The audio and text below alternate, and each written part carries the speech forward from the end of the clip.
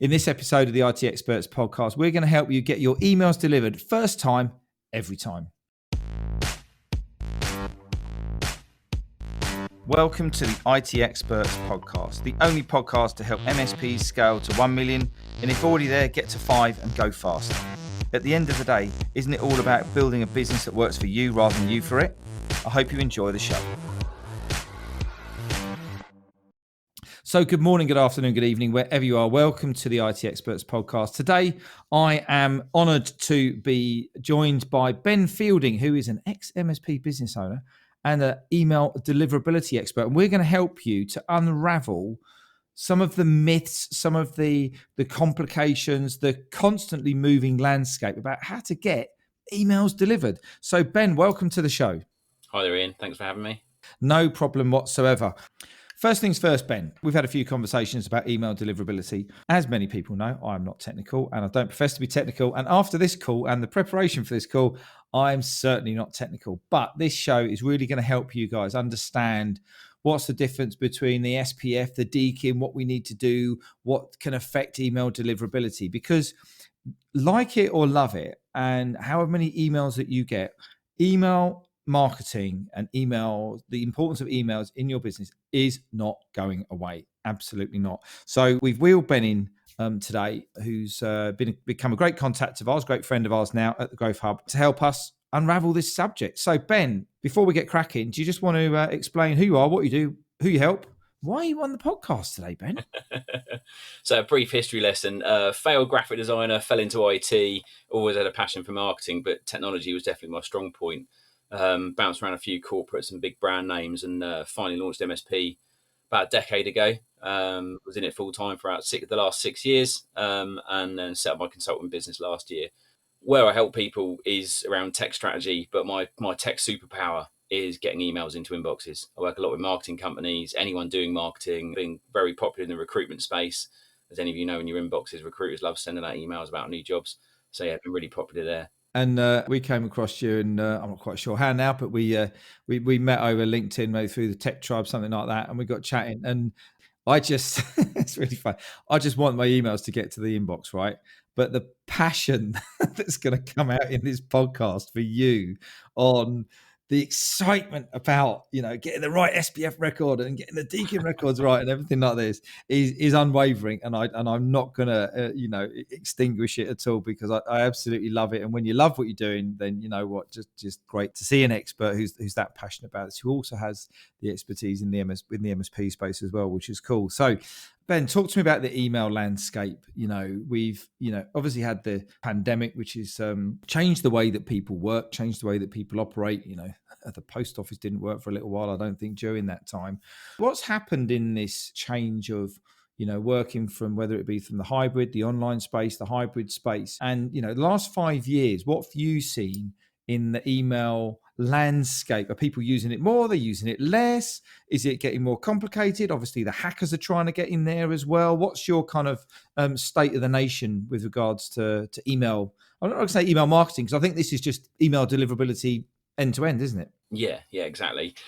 Every 5 years, we hear in the tech industry, email is going to be dead. It's getting replaced with the latest, the greatest. But the cold hard facts are email is not going anywhere.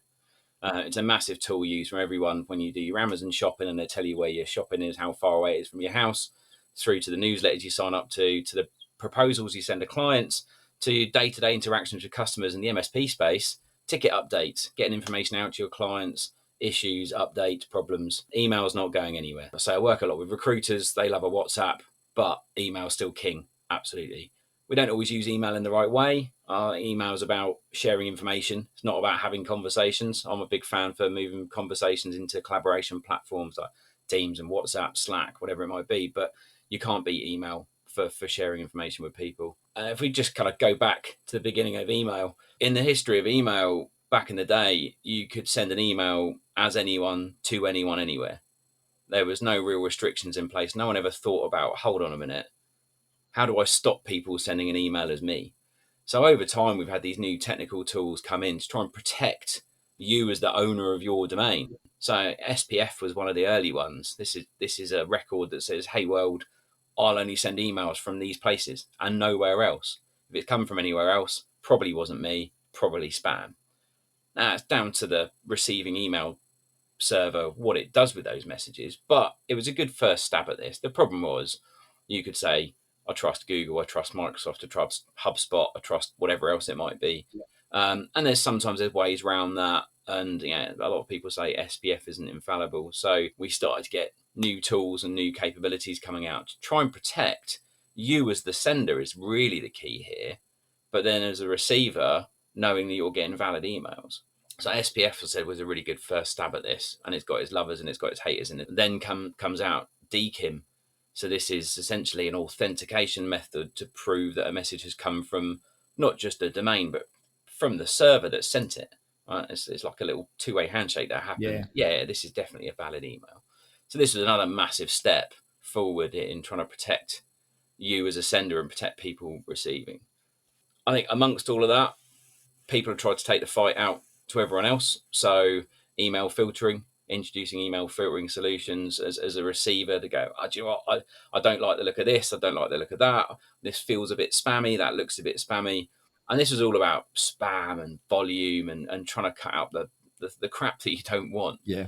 Then we started to see the onset of phishing attacks, the fake emails with the fake links and clicking things. And this is where these email filtering tools come into their own of scanning links, looking for dodgy links, looking for bad domains that are out there. And again, this was a bit of coming at this problem from two directions, from the people sending and the people receiving. I want to protect myself from being faked, and other people, I want to protect myself from the fakers, basically. And then comes along DMARC, a fantastic tool for you to publish a set of rules to the world that if you receive emails from my domain and they fail these SPF or DKIM checks, this is what you should do. And a great place to be is if you've got emails from me that fail these checks, I want you to reject the message. Don't even accept it. And it's great as long as everyone is on board with DMARC. And obviously with Google, we're very, very public in the last 12 months to say, hey, all, unless you have a DMARC record, unless you have a DMARC, DKIM, SPF record, you're not coming in, basically. If you're a bulk sender, especially. Wow. So if you're still with us, so we basically said, like, this is me, who I am. We've now got a two-way handshake. Now we've got something that's now making some intelligent decisions about it and everything like that. This is around email security, isn't it? Talk to me about the fundamentals of email security that you've just gone through, kind of what the tools are there and what the things are working through. But how do we get these emails through? Do you have to have everything set up? Do you need to have a PhD in your back-end coding through your hosting platform? What does every MSP need to know about email security? So this is where my life gets difficult, because in the IT space, I'd say probably only 10% of people I work with really understand this stuff fully. I've worked with some seasoned engineers with great experience, from networks to internal DNS to virtualizing the world. And then you sit down and you go through these things and just something doesn't quite connect. And it's hard for people to kind of take this stuff on board. Or people have misunderstood it and they get it to a point, I think I know it. And all of a sudden, no, you've lost me.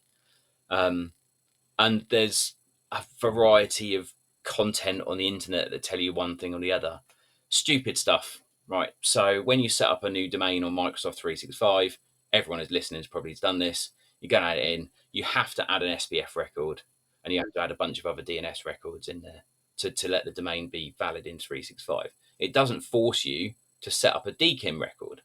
You have to go and find the little widget that does that and go off and do it. It doesn't force you to do it. There's no guide of now you must do this. Google Workspace, the other way around. You have to set up DKIM, but it doesn't tell you need to set up SPF. So they both still got a little bit to go on this journey. They're good. You look at some marketing tools out there, things like HubSpot, just as an example, or MailChimp, whatever it might be using.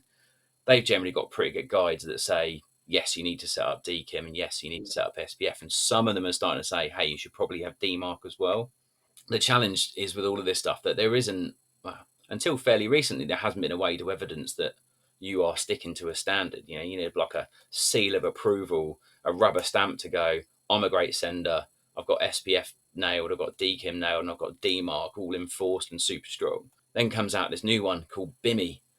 So It's quite a new, not everyone's heard of this. Brand indicators for message identification. Why everyone calls it BIMI. Essentially, if you've ever looked in your Gmail app, in your browser or your mobile phone, and you see like the Amazon logo on the list of emails, and some brands have got logos there and some haven't.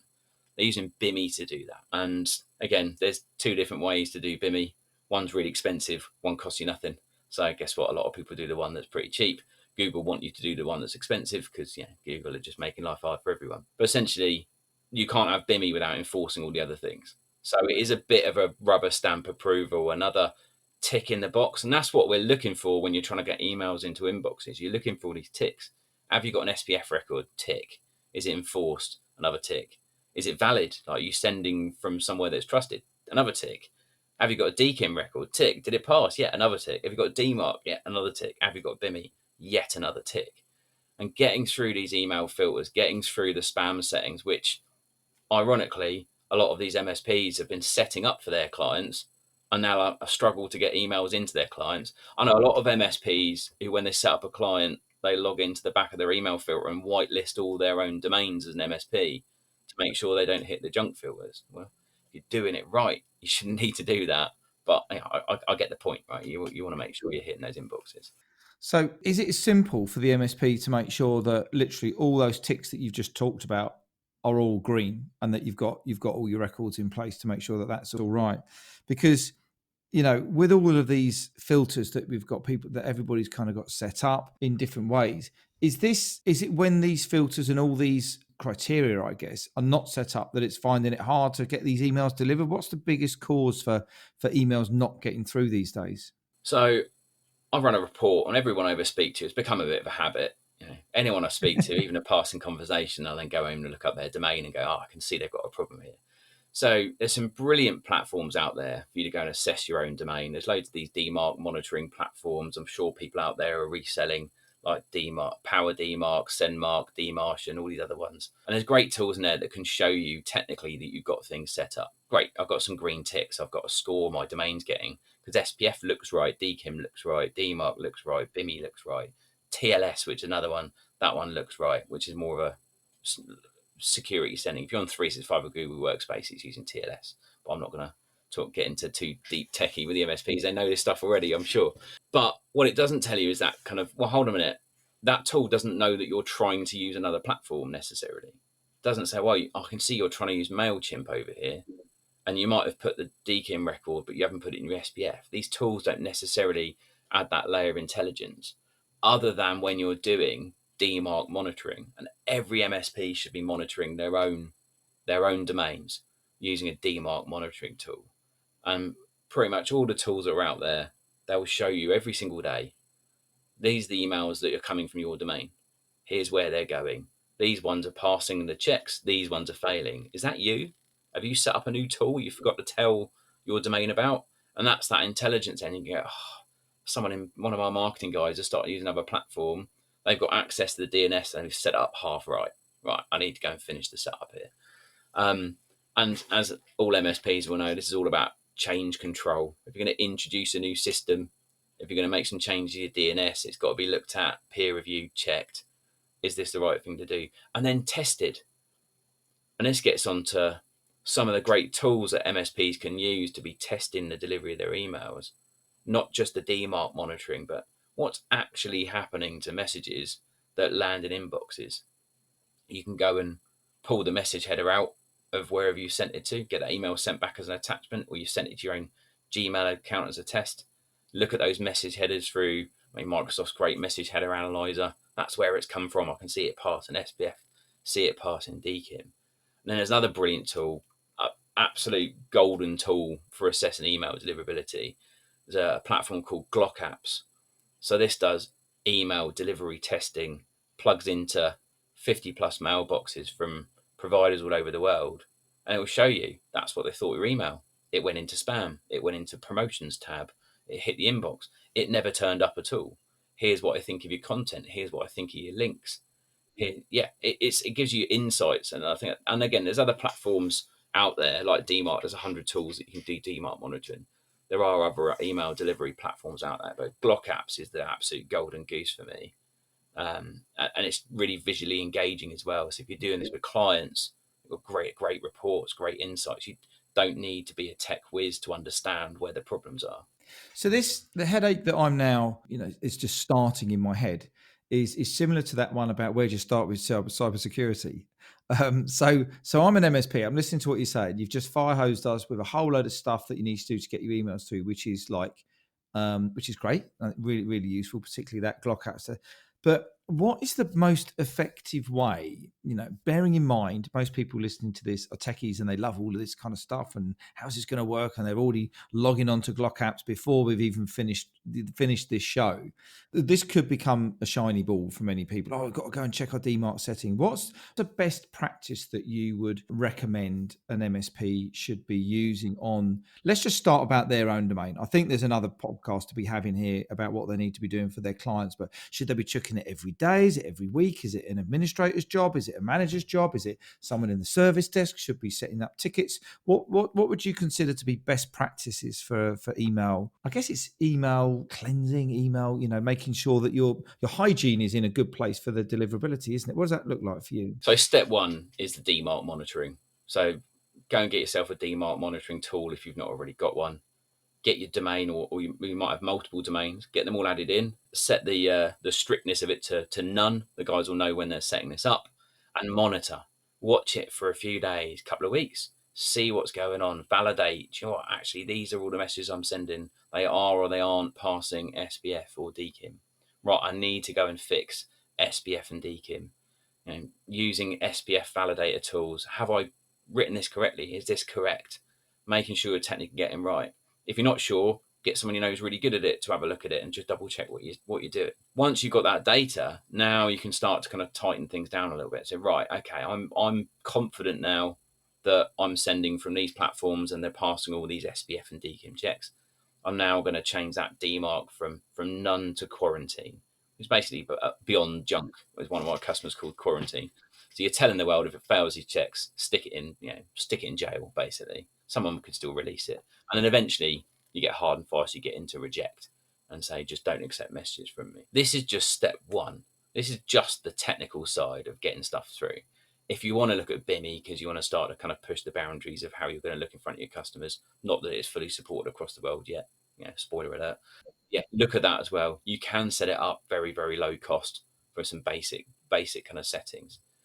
Then you need to start to think about, do people want the emails that I'm sending them? Right? And then we starting to get the world in marketing. Right? I want to get engagement with the messages I'm sending. MSPs, this is gold, right? Ticket updates are brilliant because clients click on the links, they reply to the messages. You're building up this domain authority of back and forth flow between Right. you and Okay. So that's 365 really your important then that workspace. you're Yeah, getting those emails back. So great for your service desk, but also just as important for your marketing. If they don't want to get that email because it's not an interesting title or you might be spamming them, that's going to have the same impact and value, I guess, as it would be on the email authority chain as you've got with your clients. absolutely. With the biggest problem I have when I work with non MSPs around email deliverability is what's the engagement? What's the call to action here from the client? The algorithms out there in the Microsoft and Google, Yahoo, AOL, everyone else world are people deleting these emails straight away. At worst, are they marking it as junk? You don't want that. You also don't want people automatically deleting it. What you want people to do is have it open for a while, be putting it in a folder, replying to it, forwarding it to someone, clicking on the link.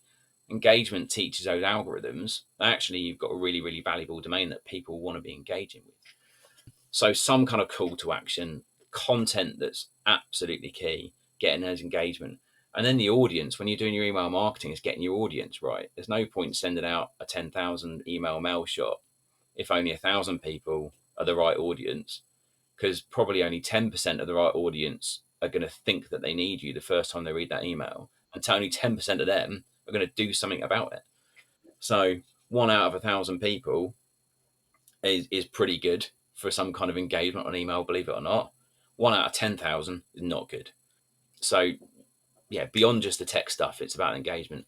Content, when I talk about content, we're trying to stay away from spammy phrases, not putting dollar signs and percentages and really long subject lines, not having brightly coloured text on dark backgrounds. That triggers all these spam filters like Is it crazy. really? Yeah, thinking about the links you've got. Right? So a lot of email marketing tools have got tracking links in, and that's fine. But you need to be deploying these things in a way that you're not fooling people and looking like a scammer. You know, it says Microsoft.com, but it's actually going to go to the MSP Growth Hub tracking.com. You know, whatever it might be. If you can put a tracking link, but don't put it on a website, you can put it on a button or just some text. Little things that when you think about it, you're like, oh yeah, that makes complete sense. Why was this blocked? Well, let's have a look at the message. If this was a scam message or potential scam message that one of my clients says, hey, is this real or not? I might have a look at it and look at some of the links, might open it up in a link checker, go, oh yeah, these don't look right. I think it's an email you want, but it's just been put together really badly. And think about what that means for your business. I know, we did some work together, didn't we? We still are actually working on our email deliverability, and there were some really obvious things that you could see. It's like a code whisperer, actually, aren't you, Ben? Where you could see straight away, well, hang on a minute, that's coming in from, it looks like this, but it's actually going out from another domain. And it was like, well, how the hell's that happened? And it was just something that was just sitting in the back of the system, and you just don't know how that impact is unless you've got these monitoring tools and you've had someone kind of like experience look at the health of your email servers to see what it is. It's all very well and good having it all ticked, but that can change, can't it, quite quickly with, as and when, I guess, all of the tools that are protecting you, because this is, we're all talking kind of like about outbound at the moment, aren't we? And, everyone else has got these other tools that are trying to protect you from sending the emails to protect their own domains, aren't they? Yeah, yeah, and it's definitely an interesting place to be as an MSP. You know, you're reselling platforms like email filtering, might be Barracuda, Mimecast, 10 other ones are available. What you got to remember about some of those platforms is that they're algorithmically learning from each other. Mimecast is really good / bad at this, depending on what angle you come at. What they learn about one customer or a number of customers about their engagement with the domain affects how other customers interact with that domain. And it's not about going on a block list, going on the naughty step as being a really bad sender. It's just people just marking it spam because they don't want it. But actually, other Mimecast customers do want those emails. And it's learning how to kind of do that dance. One thing we've not talked about is people setting up new domains. Brand new company, rebranding. The worst thing you can do is go and buy your domain off of GoDaddy tomorrow, deploy it into your business the day after, and start sending emails. Highly likely you're going to be hitting all the junk filters. Anything under 90 days is generally seen in the tech world as a new domain. That's starting to kind of, in some situations, I'm seeing some of the algorithms class anything younger than 6 months as a new domain. So if you're thinking about setting up a new business, you're thinking about rebranding, you want to buy some additional domains for some new products and services, first thing you do is buy the domain, not the last thing. Just make sure you can get that domain locked in and then get it set up. Get the SPF set up, the DKIM, the DMARC, all these bits, get them all set up, all your monitoring, get them added in. Start getting some movement with that as well. There's loads of email warm-up tools you can use to start to generate fake kind of engagement, but just start using it. Just start getting it moving. And then, with that, then, and it's just like, again, it goes back to that monitoring, doesn't it? It's constant monitoring on what is going on, what's going out, what's been blocked, what's the health of our domain look like, using some of those tools that you mentioned earlier on. Would you get one person in the MSP to monitor this, or would you create this as a task so everybody can learn kind of how it works? What was your view on that? So the interesting position I have is that I feel I sit between refereeing sometimes between what sales want, yeah, what the marketing team would like to do, and what the business really needs. Yeah. And then the last one of that is what the tech team are doing as well. And there's a bit of so who's responsible for this? So if you think of that within an MSP, have you got someone doing someone externally or internally doing your marketing? Should they be responsible for that? Is it, so from a delivery and brand perspective, is it the tech team from a security perspective that should be monitoring that? Is it sales that need visibility of that to understand how their campaigns are working, what might be affecting like the campaigns that they're trying to run? And as a business owner, as the owner of that domain that spent money and love and passion building up this brand, is it your responsibility to make sure that that domain's in good health as well? And the answer is, it's everyone's. sit in the middle and try and join the dots. Now, a good DMARC monitoring platform will allow you to have multiple people logging in and will be able to generate and send out reports. So weekly is probably about right. Daily doesn't tell you a lot, but weekly reports coming out with a basic headline of going, this is what it's about. It's why I love working with recruitment companies. You go into a recruitment office, they've got boards across the wall, sales numbers, sales targets, deals done, phone calls made, etc., etc., etc. And another good dashboard I'm starting to see up is that domain health. It's our marketing hit rate. It's our DMARC position as well. So it's starting to become part of people's general business dashboard. I'm looking, a good MSP is going to be looking at their numbers probably on a weekly basis. Service desk performance, sales targets, marketing performance, dropping your domain as well. Right? It's just another slide. So your domain reputation needs to be one of your KPIs, is what you're saying? Absolutely. If you had a phone number and all of a sudden that phone number, when you started to call out, was just not being picked up by people because it come up on like your Google phones, suspected spam caller, you'd soon fix that, wouldn't you? You'd be panicking about that. You don't want to, that phone number is where all your inbound leads come from. So much business for MSPs coming through referrals. That phone number is absolute gold. But what we're seeing this big shift. We're seeing more and more businesses not even bother with phone systems anymore. It's fine. We'll just give everyone a mobile phone, whatever it might be. I've seen that in a few businesses. Yeah. MSPs probably seen it's a harder sell for phone systems these days. The email is becoming more and more important. That domain reputation, the reputation of that domain for the client's marketing campaigns is more important to them and people messaging online than it is ringing a mainline phone number to get through. So where you'd be as passionate and protective about those phone numbers in the past, it's the domain that is becoming the golden goose here. As soon as you change if you burn your domain, we get this happening in some businesses. They've burnt the domain. They've been blackballed by Google Workspace. They've been put on the naughty list with Mimecast. They're just struggling to get through. DNS has been wrong for years. They've broken all the rules. We'll just spin up a new domain. I've got an old one. We've never used it, but let's plug that in. And then what have you got to change? You've got to change everything. Your landing pages, your business cards, your website. The list is endless. Ben, it's been absolutely brilliant. My head's blown a little bit. It's not as much as it was when we first met, but really interesting subject because you get this wrong, the emails don't get through and it will affect your bottom line. There is no doubt about that, whatever. So this is really important. This is a bit like nailing up your letterbox, isn't it? Back in the day when we used to have Post. Do you remember Post? That was an interesting thing, didn't it, back in the day? Anyway, Ben, thank you ever so much for your time today, putting the show together. It's been absolutely great. Hit us with a bit of a summary. What's the things that MSPs need to take away from this show? So first and foremost, know you're getting this stuff right. Don't just think you're getting it right. So it's not just the tech lens on this, it's understanding stuff. And you can do that by testing the systems and evaluating where you are, and support all of that by educating your teams on the importance of getting DNS settings like SPF, DKIM, DMARC, and reading the data and doing something with it.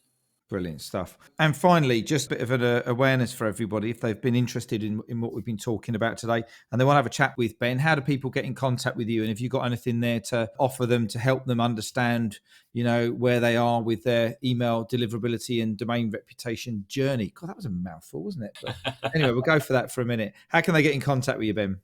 So find me on LinkedIn, Ben Fielding. There's not many of me. Or hit my website, quinsetconsulting.com. Ask for a free email delivery report. I'll send you a report, give you some headlines with some insights as well. And then if I can help you any further than that, then just book some time with me. Great stuff. And we'll put all of those links in the show notes as well, so you can flick through and have a look at that at your leisure. Really key subject, Ben. Thanks very much for your time getting the show together and also recording it as well. Wishing you all the greatest success with your MSPs and other clients that you've got, and forward to catching up with you soon. Thanks, Ian. See you soon, mate. Take care. So I hope you enjoyed the show. If you did, I'd love it if you could leave a rating and review on your favourite podcast platform. If you want to learn more about how to take your MSP to $1 million, or if you're already there, go faster, then come and join Stuart Warwick and myself in the Scale with Confidence Facebook group. The link is in the show notes. You go and enjoy the rest of your day, and I look forward to connecting with you soon.